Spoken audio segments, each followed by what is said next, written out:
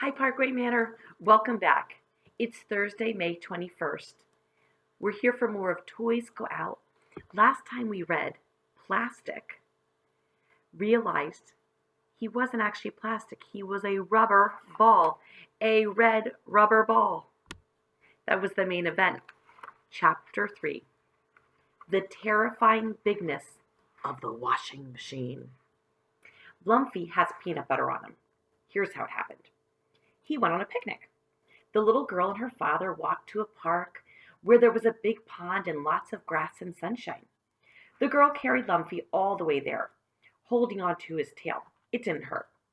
And then they all three sat on a patchwork blanket and ate peanut butter and jam sandwiches, round green apples, and dried pineapple.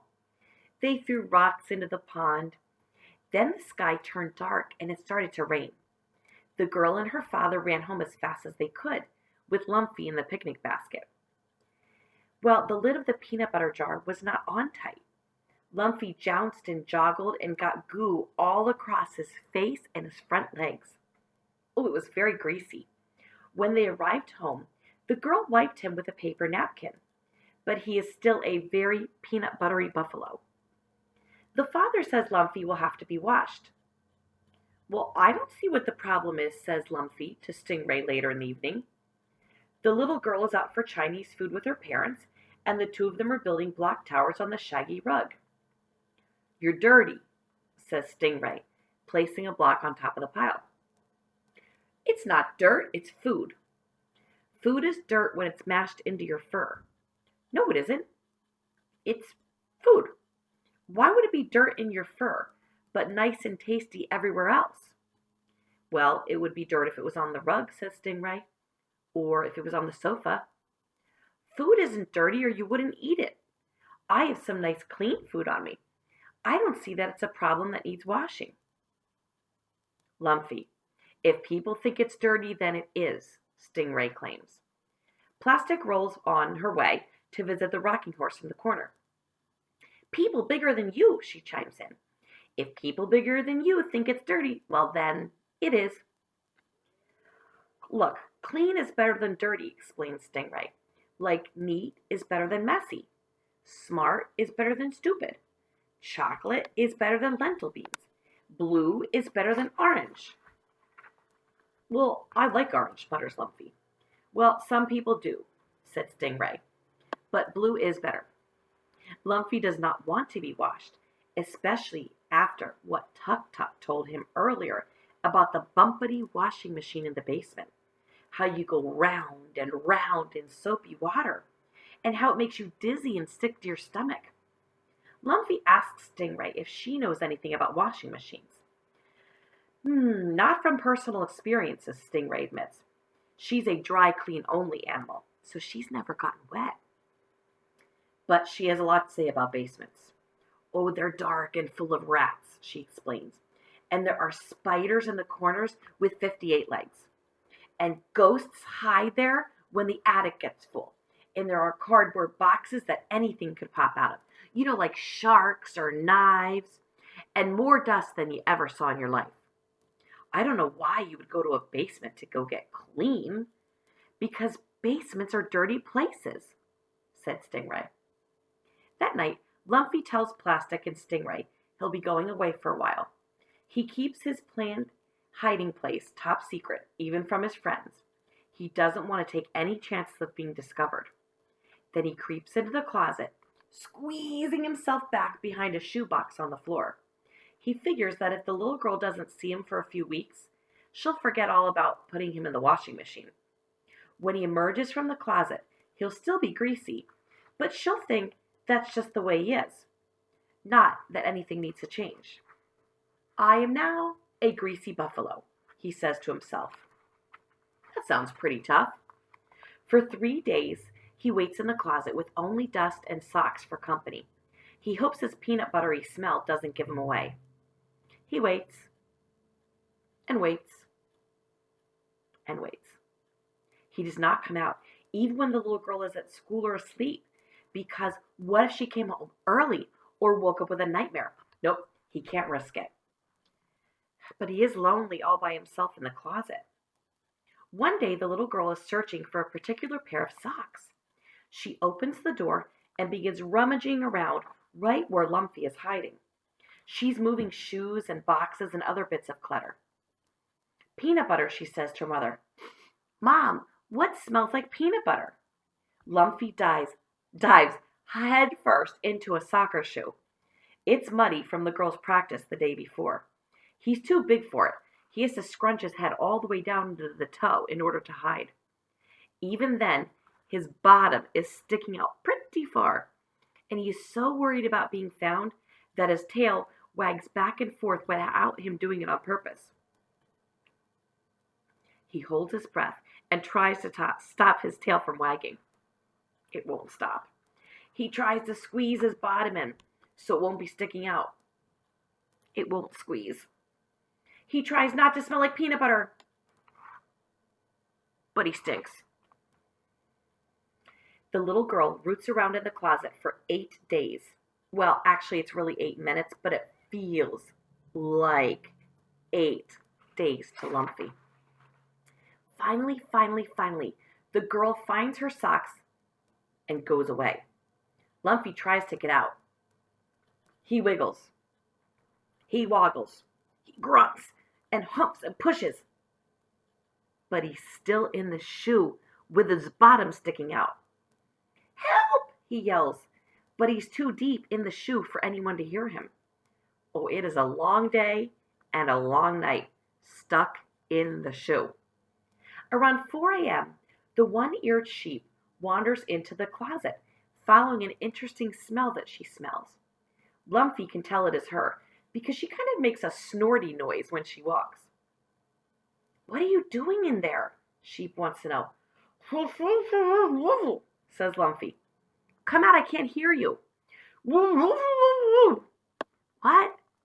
Sorry, says the sheep. It's my ear. I've lost it. I can't hear you. Sheep doesn't understand.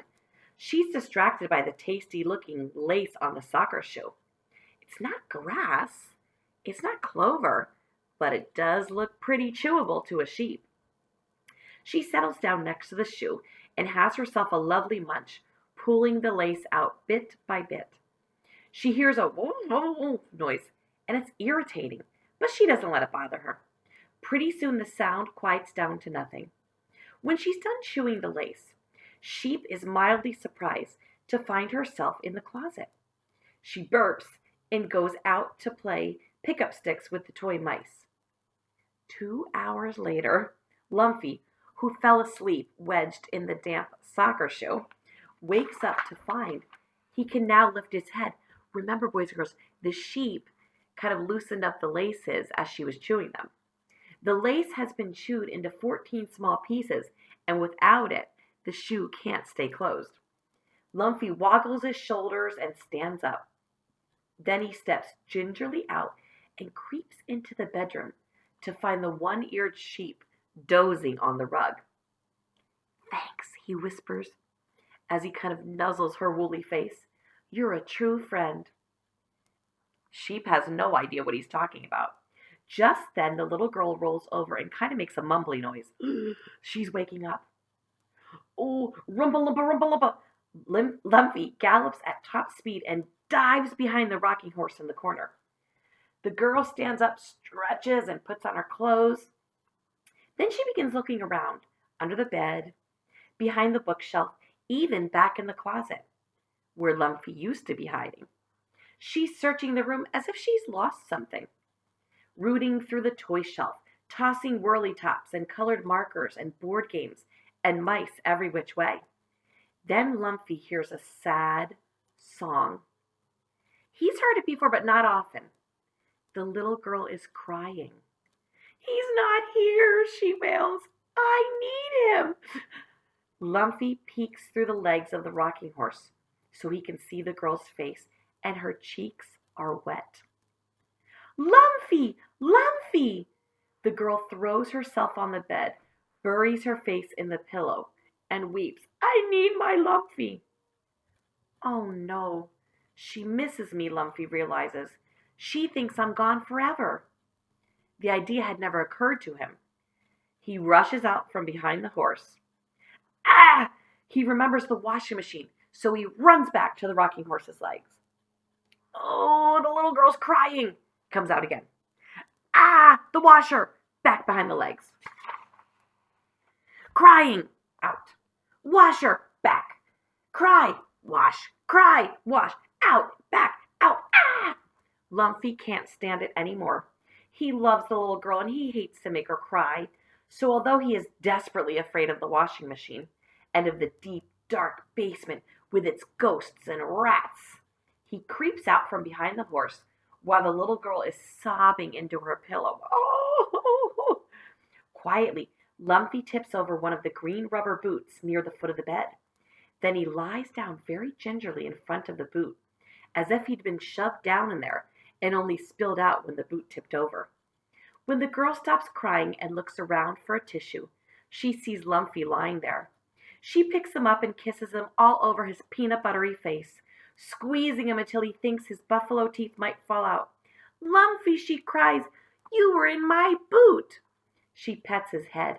How did you get in my boot, you sweetie, sweetie? For a moment, life is wonderful. Lumpy is happy. Then the girl smells him. Oh, you stink like peanut butter, she says, and you're greasy. Don't worry, Lumpy. I know just what to do about that. The basement is dark, except for a single dim light bulb shining from the ceiling. There are cardboard boxes piled high. Ooh, and a tremendous amount of dust, just like Stingray said there would be. But Lumpy can't see any ghosts or rats. But he is sure they are there, hiding in the corners, ready to pop out and scare a buffalo any moment. The little girl left him sitting in the laundry hamper. She's gone to ask for help with the soap. Next to the hamper, the washing machine looms, towering in all of its metal whiteness and terrifying bigness. Lumpy shuts his eyes and tries not to ponder it. He doesn't want to think about it, but he ponders it anyway. He could scramble out of the hamper, and hide himself in the corner, he thinks. No, there might be a ghost there, and the little girl would miss him. He could try to climb the stairs, but he's not sure he can make it. And even if he got to the top, the girl would just find him on the floor and bring him back downstairs. Oh, I am a greasy buffalo. I am tough, he says to himself. See him in the basket? Oh, he doesn't feel much better, and he shuts his eyes to block out the sight of the big washing machine. Quiet are you, says a friendly voice. Aw, I was hoping for some company. Lumpy opens one eye. Who is talking? Who's there? Well, it's me, Frank. Who else would it be? Frank. The washer, said the washing machine. Lumpy opens his other eye. The machine isn't moving, but it is making conversation. Well, I didn't expect you to talk, Lumpy says in a small voice. No one ever does. It's a lonely life down here, says Frank. Just me and a dryer, and the dryer never has anything interesting to say. Rumbles the dryer, a large brown contraption sitting next to Frank. Well, you don't, do you? Huh, said the dryer. This is how it is all day, complained Frank. She's never any fun. What's on you, applesauce? Peanut butter. Don't worry, I'll fix you right up. Peanut butter's no problem. Done it tons of times before. It's very greasy. Oh, but I'm an excellent washing machine. Top of my game. Not that anyone notices. Tuk-Tuk never told me about you, says Lumpy, standing up on his hind legs to peep over the edge of the laundry basket at Frank. What's Tuk-Tuk? A towel. A yellow one with frayed edges. Yeah, I think I've seen her around. Ugh, complains the dryer. Exactly, says Frank. Those towels are stuck up. None of them ever says a word to either one of us. It's like they think they're so popular. Do you talk to them? Asks Lumpy. Oh, no. They're busy amongst themselves, says Frank. I can't get a word in edgewise. Not that they'd pay me any attention anyway. Tuk-Tuk is beautiful, says Lumpy, who is very loyal. Pretty is as pretty does, that's what I say. Well, maybe she doesn't know you talk. Frank never thought of that. If you don't talk to her, I bet she doesn't know, says Lumpy, feeling helpful. The little girl's father puts Lumpy into Frank's wash tub, adds a sprinkling of powdered soap, and presses a button. Water pours in and the tub begins to rumble. Frank, yells Lumpy, anxious to be heard above all this noise. I don't feel good. Will you stop, please? Can't stop, says Frank importantly. It's called a cycle. I feel sick. What a cycle means, explains Frank, is that I have to see it through to the end. Oh, how long does it last? 22 minutes. Agitation, rinse, second rinse, and then spin. You've got 19 minutes left. Oh, it's uncomfortable, moans Lumpy, as the water sloshes him back and forth. Think of it like a dance, says Frank. Then maybe you won't feel so sick. But there's no music. So Frank begins to sing. Shuffalo, shuffalo, greasy little buffalo. Tuffy little buffalo, dance that buffalo shuffle with me. Dance, dance, prance, prance, dance that buffalo shuffle with me. Now Lumpy likes the idea of a buffalo shuffle. He does feel a little bit queasy during agitation, but Frank keeps singing as Lumpy sloshes around. And by the first rinse cycle, when the clean, cool water pours in to wash the soap and peanut butter away, the buffalo is starting to enjoy himself. Dance, dance, prance, prance, he sings along with Frank, waggling his tail and clapping his front paws together. By the second rinse, he's kicking up his back legs, yelling, Tuffy little buffalo, as loud as he can yell. And when the spin cycle arrives, he forgets completely that spinning makes his stomach feel funny. Whee! He cries, look at me! When the wash is over, the girl's father pulls him out and hangs him on a clothesline in the open air. Goodbye, Frank, Lumpy calls at the basement door. You have a beautiful singing voice. Thanks, called Frank. It's nice to have someone appreciate me. Oh, says the dryer. Lumpy goes on another picnic the next weekend. Same pond, same sandwiches. Doesn't look like rain, though, so his chances of going home in the picnic basket are pretty slim. When the little girl and her father are feeding the ducks, and Lumpy knows they aren't looking, he very cleverly unscrews the lid of the jam jar, dips his nose into the apricot jam. I'm a sticky buffalo, he says to himself, and when I get home, I'm going to visit Frank. Sitting there in the sunshine on the picnic blanket, he begins to sing, Shuffalo, shuffalo, sticky little buffalo, Tuffy little buffalo, dance that buffalo shuffle with me. Dance, dance, prance, prance, dance that buffalo shuffle with me. And that is the end of our chapter. Stay tuned for tomorrow, chapter 4, The Possible Shark. Have a fantastic day, boys and girls. I will see you tomorrow. Bye-bye.